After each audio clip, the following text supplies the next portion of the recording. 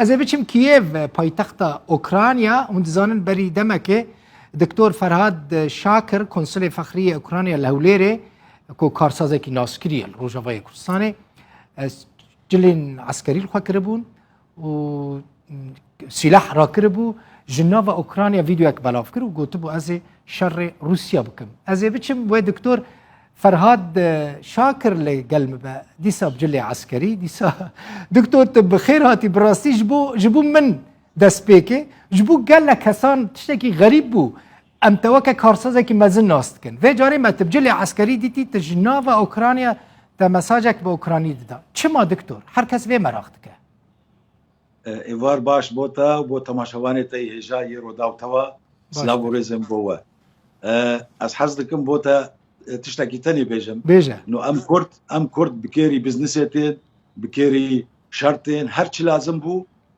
لازم بو بكيري دبلوماسيتين هرشي بيويست ببا ام كرد ام تقارن وي شي بكن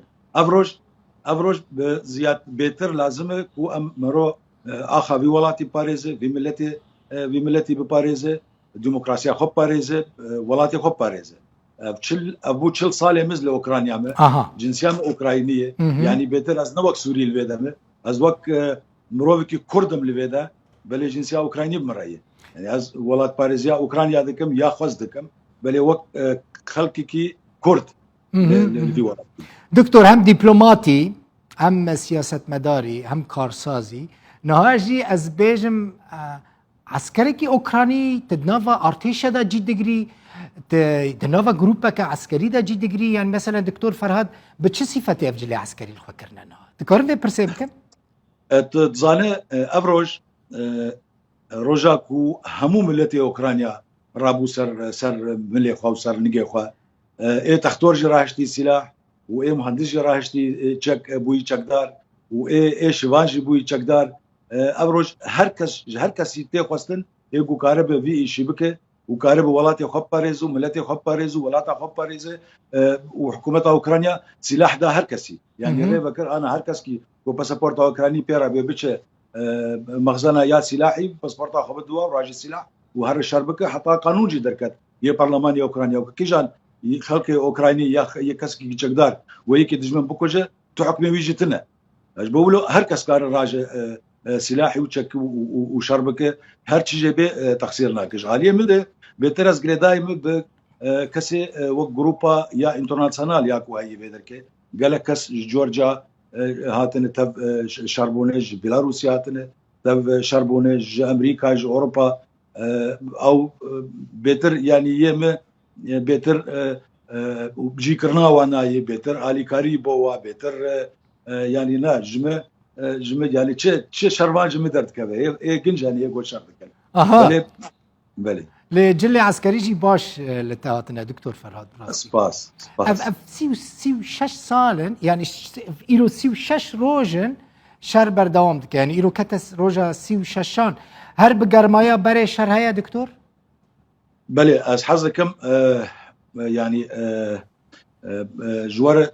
ديار بكم انه نهر تشتي قوت تلفزيون دي جهان تيت قوتن انه روسيا لشكري خو بدك شينه وشر سكنيت واجفين شبون لاسطنبول وشر وكي رجع اولي وكو هي حتى انا حتى استاجي واي ويرنجي او فكشاندنا يا روسا او فتكشه نما تقارن ببيش دي بمشن نما قارن شربكن ارمان جواب جينات هدفي وانا بجينات مجبور انا مجبور ضمن ضغط لشكري وعسكري يا اوكرانيا ده فتقارن كان خوشدر وجاري كده كوم بكن وبروجرام خو بقارن يعني كهدف كده البرخدين نج مباحثاتها نج تيكليه جوتشيبون نج هفدوتيني جوتشيبون او تشتايتشيبويه يعني تهفي ما دوا هفديتنا كوبون وهفديتنا كوبون تنا زيادتر بانا يا اساسي ياكو ام حزدكن كو كوريدوري بوم ملتي السيفيل ايكو دباجارا د شارع هاتن حجز كرن كو درخين وانا يانا بوتين بروجراما ينا دياره ورتشتينا دياره وام باورناكم كو يعني وقت بيجن كرد مد كو راحت رونه بيكو بقي ارمانجا خو ياكو تمامتي بشكل باش شغيني تا كردين دنهنا كدنافا يعني جلي عسكري الخوا كربنو سلاح را كربنو شر روسان بكن زێدەبوونا کوردی ئێک لێ دەرکێ لە ئۆکرانیا زێدە دەکەتن دەربا و دەوڵەتی ئەوروپی سپاسیا واناتکەن ئەو تەف دەستەقبال وەکە قونسڵی فەقریژی ئالیکار بووم خاستن کوردێ باشوور یە کوردستانی دەرکەتن پۆلۆنیا و دەرکەتن پۆڵندا و ئەلمانیا و مەژار و ڤەگارین وڵاتی خوا هەنێکیش لێ دەمانێ کوردێ گۆلڤێ دەمانێ گرێدانی مبتەبار هەیە لە هەموو باژاران خارکۆف لە ئۆدێسا کیێڤێ هەموو بێتر ئالیکارن ینی بۆ معوناتا تەقدیم دکەن ئالیکارن بۆ نەخۆشە ئالیکارن بەلێ تو کەسی ینی یەکی کورد یەک دو تەرجمان هەنێ ئیش دکن بەلێ ئێ کوڕاشتن سیلاح و چەک کەستنەنێ بەلێ بسەدا لەسەر سایتێمە ناوێ خۆ تەسجیلکردن کوردێ باشوور کوردێ ڕۆژاوا کوردێ دەنگ ناوێ خۆ تەسجیلکردن و گەلک جوان پێشمەرگە بوون گەلک جوانە بەرێ شەرژی کردبوون حەزکن بێن ئۆکرانیا بەلێ حتاناکە حکوومەتە ئۆکرانیا کەسێک ژە ئالی کوردادێ قبول نەکرد و کەسێک نالێنێ باشە مثلا من الفيديو تا گوداری کرد دەبێژی رووسیا یانجی سووریە چەکداران دشینە ji bo ku piştgiriya Rusya bikin di şerê dijî Ukrayna lê serokê Rusya Putin jî yazdê vê mehê got yanî ew pêşwaziya wan çekdaran dikin ku biçin alîkariya wan şerê Rusyada bikin lê diktor Sûriyûn rêxistina Sûriyûn jî dibêje Ukrayna yan jî Tirkiye hinek aliyên din çekdarên Sûriyên opozisyonê jî dişîne Ukrayna ji bo ku şerê Rûsan bikin گروپên çekdar ez tenê zanî vê dixwazim bizanibim çi grûpên çekdar yên Sûrî li wir hene çi yên ku şerê Ukrayna bikin çi jî yên ku şerê Rûsan bikin بۆ گروپê çekdarê ê Sûrî ji di teyare tenê anîn Rûsa anîn Mosko û anîn nêzîkî aliyê me cê goşar heye ew bo propaganda yanî qederê li gor malumatê istihbaratî eskerî qederê 270 kesî anîn بس بۆ سوورەتێ وا و ڕسمی وانا بگرن و ڤیددیۆ بگرن بۆ خە بۆ پرۆپاگاندا خوا و سەر ئەساسێ ملەتێ دنیای بۆناڕن و دەولەتێ دوباناڕن وام دەزانن کەسێک دنیای تەوی بە پوتین نەما گەینی ڤێنزوێلا و ئەسەد و بیلاروسیا بۆ پرۆپاگاندا ئانیم بۆ ئەو کەسێک گۆ ترکی گۆتبوون بۆ ئۆپۆزیسیۆن یە سووری بێن بێ دەرکەیش بکەن ئەو فکرە هەبوت ئەو نەڕینایە هەبوت لەوێ دەرکێ حکوومەتە ئوکرانیا مناقەشە کرد و دیراست کرد گوتن ئەو کەسانە کێری مەنا ینی بۆ مە تئیشی ولۆ ناکەن هەموو شەڕێک و ئانا دەبێت هەموو شەڕێ ینی وەک چەکێ یە حەدیثی یە تەکنۆلۆژیە وەک کارکەر و وەک کەسێ گۆدە دەستێوی دنگی هەبن لە ئۆکرانیا زێدەن هەن ئەو کەسانە یە ئەوژ ئالیکی دیش ئالیە ددە پشتی کۆ دیراسەکردن و معلوماتی سەخباراتی گەیشتن وە نووسێر بێوانە بێن یا بۆ جنسیا ئوکرانیا بستین یا گۆش دەرکێ دەرکەون ئەوروپا بۆ ولۆ ئەو فکرە هات هەلانی ینی ئانا ئەسکارم ڕسمی بێژم بۆتە عالیە سووری دە بڕسمی ئۆپۆزیسیۆن کەستنەیە ئەس تەباتزانم هەموو جەبهاتە ئازانم جێک و لێ هەنێ یێ ڕووساژی ئەو جەماعەتی سووری کوانین دو تایارەخانین دۆر 270 حەبی ئەوژ بۆ ڕسمەوە ڤیددیۆ ناگرتن و ینی تنە الجەبهێ الڤێدە دکتۆر gelek kes dibêjin Volodymyr Zelensky artîstekî sînemayê yanî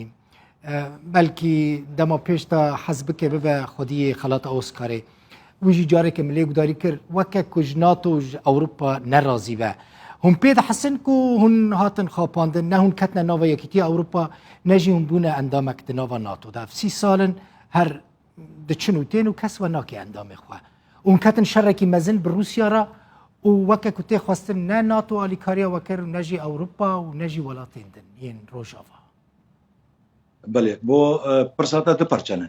بۆ ئەرتیستێ مە سەرۆکێ مە ڕۆژا و ملەت ئەو سەرۆکایە هەلبژان یعنی جارەیەکیمین تاریخا ئوکرانیا د گۆزێدی سەرێ سەدی هەفتەی و دەنگی خۆدانێ توورا ددووادە دەنگی خۆدان ڤلادیمیر زیلێنسکی ملەت زانی بوو ئەو ئەرتیستە نە سیاسیە نە سیاسەمەدارێ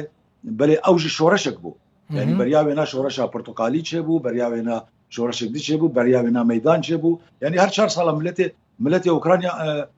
ئازادی خوازه ملەتی ئوکرانیا دژی ملەتی ئوکرانیا دیموکراسیەت خوازه ملەتی ئوکرانیا دژی گەندەڵیەی ملەتی ئوکرانیا ئەوروپیە حەداریە هەر 4 ساڵە شۆڕەشێک چێ دەبێت ئەوژی شۆڕەشێک بوو دەنگی خۆ نەدان وا سیاسینێ یەک قەدیم یەک کەم یەک و سیاستمەدار بوون یەکۆ يعني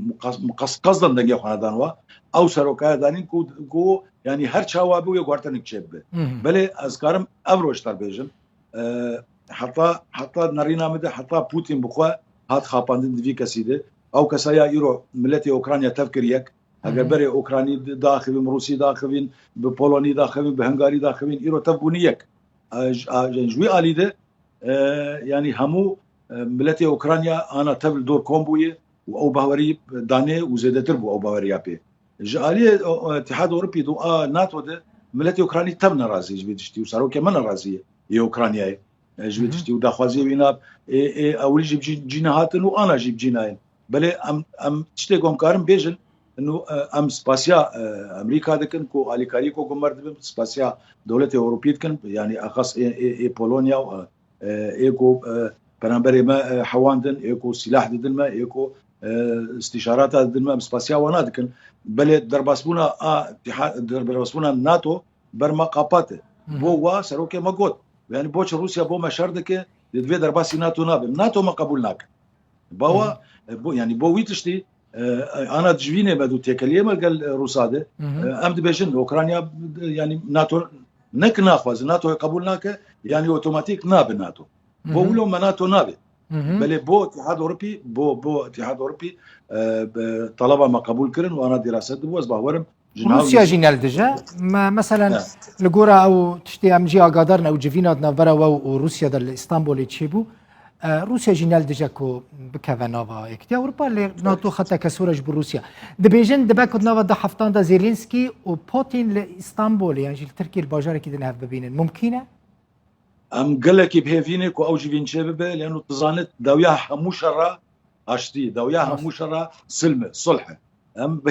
بهيفين تشقا زوج شباب اوجي فينايا واشرا بيسكناندن وتشتكي باش بل هاجرت بو مد برسو باورياما في تشتيناي حطان هكا بو قال لك جارم هاتنا خاباندن ودو حزار شردادم هاتن خاباندن وهر جاري دعو دكن بو جدينا وبو وقت وندا بكن بو خواكم بكن بو خوا بكن بو ويتشتي لشكري اوكراني حاضريه خودكن شري خودكن بل ام ندجي جينانو يعني ام داخوازن كو او جيبين شباب وصلحك شباب دكتور فرهاد شاكر دبلومات كارساز وكونسولي فخرية أوكرانيا لوليري جنيف كييف پایتخت أوكرانيا ميواني مبوري هر هبي دكتور زور سپاس بو وجارك زور سپاس